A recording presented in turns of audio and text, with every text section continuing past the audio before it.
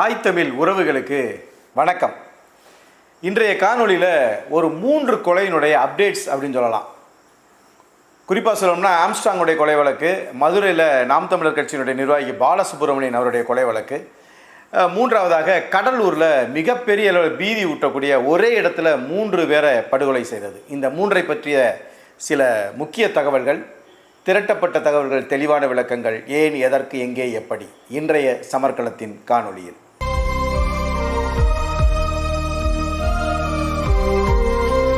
Armstrong கொலை வழக்கில் கிணறு வெட்ட பூதம் கிளம்புன கதையா பல பேர் இப்போ புதுசாக உள்ள முக்கிய குற்றவாளிகள் உள்ள வந்துக்கிட்டு இருக்கிறாங்க.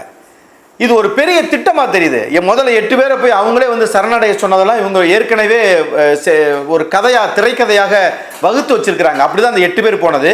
இப்போ 8 பேர்ட்டையும் கேட்டால் உண்மை வராதுங்கிறனால தான் திருவேங்கடத்தை என்கவுண்டர் பண்ணதா தெரியுது. இப்போ ஒருத்தரை போட்டு தள்ளனோடனே இப்போ எல்லா பேரும் கக்க ஆரம்பிச்சிட்ட மாதிரி தெரியுது, உண்மைகளை சொல்ல வந்துட்ட மாதிரி தெரியுது. அதனால தான் இப்போ பாருங்க, ஒரு கொலை வழக்கில் 2 பெண்கள் சம்பந்தப்படுற அளவுக்கு இந்த கொலை முக்கியத்துவம் வாய்ந்ததா வருது.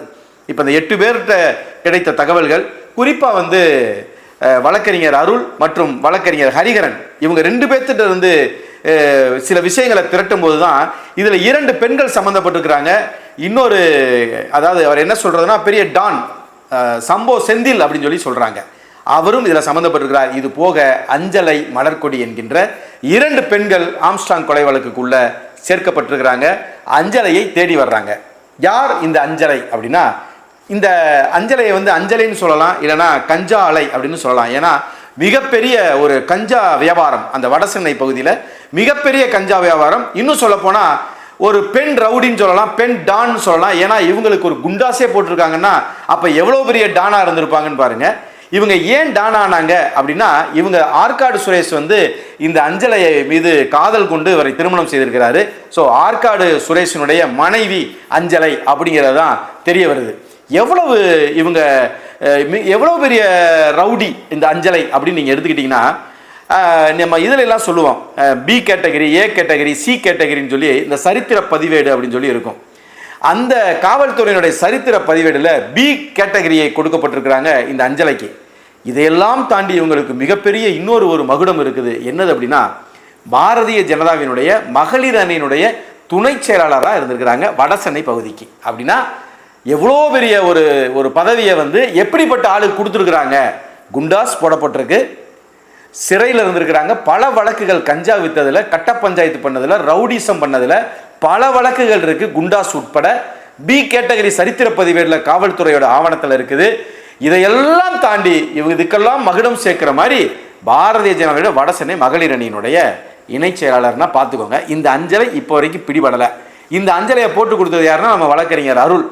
அவர் தான் இந்த வழக்கில் அஞ்சலை இருக்கிறாங்க அப்படின்னு. எப்படி சேர்க்கப்பட்டிருக்கிறாங்கன்னா, அருளுக்கும் அஞ்சலைக்குமான உரையாடல்கள், ஃபோனில் அலைபேசியில் உரையாடல்கள், அது போக 50 லட்சம் ரூபாய் பணம் பரிமாற்றம் செய்யப்பட்டிருக்கிறது.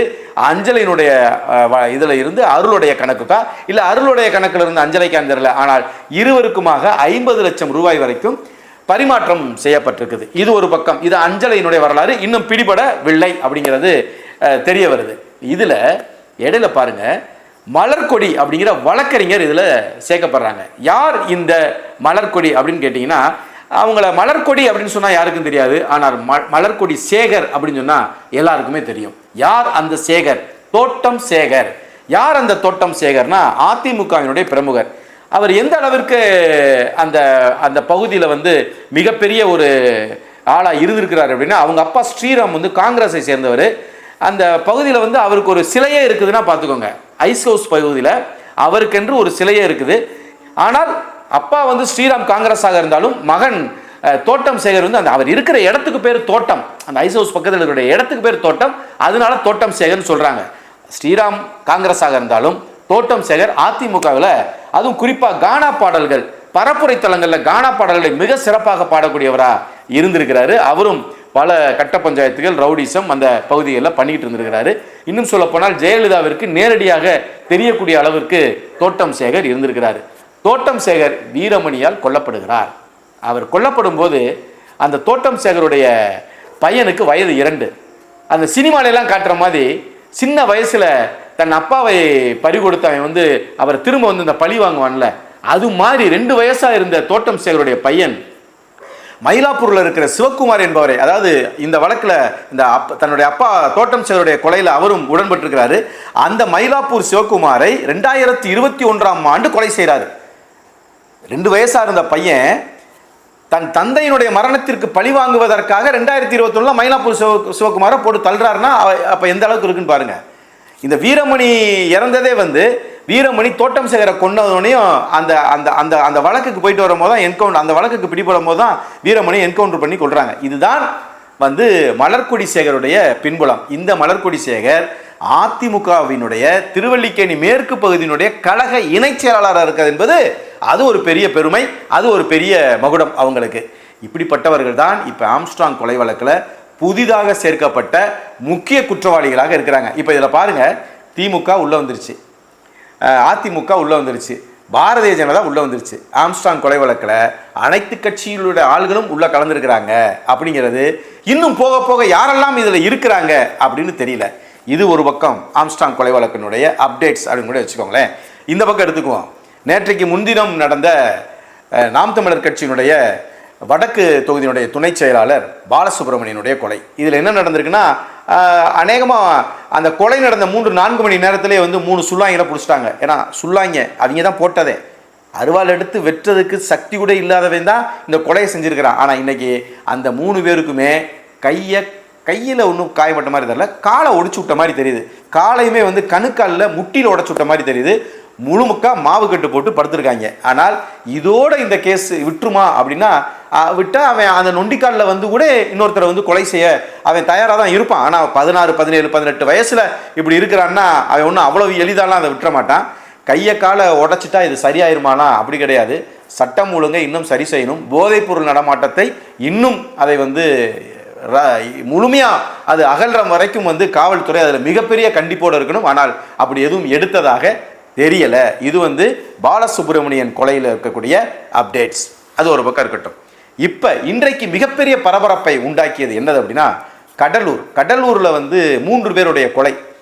அது நடந்து இத்தனை நாட்கள் ஆனாலும் இன்று வந்து அதை பற்றின பல விஷயங்கள் வந்து வெளியே வருது. அதில் ஒருத்தர் இறந்தவருக்கு ஒருத்தருக்கு வயது 40, அவருடைய தாயாருக்கு வயது வந்து 65. ஆனால் 10 வயது சிறுவனை கூட அந்த வீட்டில் கொலை பண்ணியிருக்கிறாங்க. கொலை செய்தவர்கள் ஒவ்வொருத்தரையும் ஒவ்வொரு அறையில் போட்டிருக்காங்க. எவ்வளவு கொடூரமாக அந்த கொலையை செஞ்சுருப்பாங்க, எந்த அளவிற்கு வெறிகுண்டு செஞ்சுருப்பாங்க அப்படிங்கிறதுக்கு ஒரு சின்ன ஒரு உதாரணம். கொலை செஞ்சு முடிச்சுட்டாலேங்க ஒருத்தர் மேலே கோவம் இருந்துச்சுன்னா கண்ணாப்புனான்னு திட்டிட்டா கூட வந்து கத்தி திட்டிட்டா கூட கோவம் வந்து குறைஞ்சு போயிடும். ஆனால் ஒரு சிலருக்கு வந்து ஓங்கி சப்புன்னு அரைஞ்சிட்டு போயிட்டாங்கனால அடிச்சுட்டு போயிட்டாங்கனால கோவம் குறைஞ்சிரும். இன்னும் ஒரு படி ஏறி போனால் கத்தியை வச்சு குத்தி ஏதாவது சேதப்படுத்திட்டு போயிட்டா தன்னுடைய கோவம் அணைஞ்சு போயிடும். இல்லையா, கொலையே செஞ்சுட்டா கூட கோவம் அடங்கி போயிடும். ஆனால் இங்கே 3 பேரையும் கொலை செய்ததற்கு பிறகும் 10 வயது சிறுவன் உட்பட 3 பேரை கொலை செய்ததற்கு பிறகு திரும்ப வந்து வன்மத்தோட ஆத்திரத்தோட வந்து அதை தனித்தனி அறைகளில் வச்சு எரிச்சிருக்கான் பாருங்க. அது எந்த அளவிற்கு அவன் வந்து வெறிகொண்டு இருந்திருப்பான். ஆனால் இன்னும் ஏன் நடந்தது, எதற்காக நடந்தது அப்படின்னு தெரியல. அதில் முக்கியமான சாட்சியாக எப்பயுமே வந்து காவல்துறை வந்து சாட்சியங்கள் தேடுவாங்க, அது குற்றவாளிகள் எதையாவது விட்டு போயிருப்பாங்கன்னு. ஆனால் இந்த கொலை வழக்கில் ஒரு முக்கியமான தடயத்தை விட்டு போயிருக்காங்க. ஒருத்தருடைய சுண்டு விரல் அந்த வீட்டுக்குள்ளே கடந்திருக்குது. ஆனால் இறந்தவர்களுக்கு அப்படி அந்த இறந்தவர்கள் உடலிலிருந்து வந்த சுண்டு விரல் மாதிரி தெரியல அவங்களுக்கு. அந்த சுண்டு விரலை வச்சு தான் இப்போ சென்னையில் ஒருத்தரை கைது பண்ணியிருக்கிறாங்க. அவர் யாருன்னா அந்த பகுதியிலே இருக்கக்கூடிய ஒரு இளைஞர் அப்படின்னு சொல்கிறாங்க. எதற்காக இந்த 3 பேரையும் கொலை செய்தார், ஏன் கொலை செய்தவர் அப்படியே விட்டுட்டு போகாமல் திரும்ப வந்து எதற்காக எரிச்சார் அப்படிங்கிறதெல்லாம் வந்து இனிதான் காவல்துறையுடைய விசாரணையிலிருந்து தெரிய வரும் என்று நினைக்கிறோம். இதுதான் இன்றைய 3 கொலைகளினுடைய அப்டேட்ஸ். நீங்கள் பாருங்கள், எதையோ பற்றியெல்லாம் பேசிட்டு தொடர்ந்து ஒரு 2-3 நாளாக கொலைகளை பற்றி மட்டுமே பேசக்கூடிய அளவிற்கு தினம் தினம் ஏதாவது ஒரு கொலை ஏதாவது ஒரு இடத்துல எந்தாவது ஒரு மாவட்டத்தில் அப்படிங்கிறது தொடர்கதையாக வருது. இப்போ தினம் பேசணும்னு நினச்சா தினம் ஒவ்வொரு கொலை ஒவ்வொரு மாவட்டத்தில் நடந்த கொலைகளை பற்றி ஒவ்வொரு கண்டென்ட் கிடைக்கும் போல அதை பேசிக்கிட்டே இருக்கலாம் போலயே. அப்படிங்கிற அளவுக்கு வந்து இன்றைக்கு வந்து ஒரு சாதாரண விஷயமாக கொலைகள் நடந்து கொண்டு இருக்கிறது, போதைப் பொருட்கள் நடமாடி கொண்டு இருக்கிறது. இதையெல்லாம் வளர்கின்ற பிள்ளைகள் ஒவ்வொரு பெற்றோருக்கு நினைக்குங்க அவ்வளவு ஆதங்கமாக இருக்குங்க.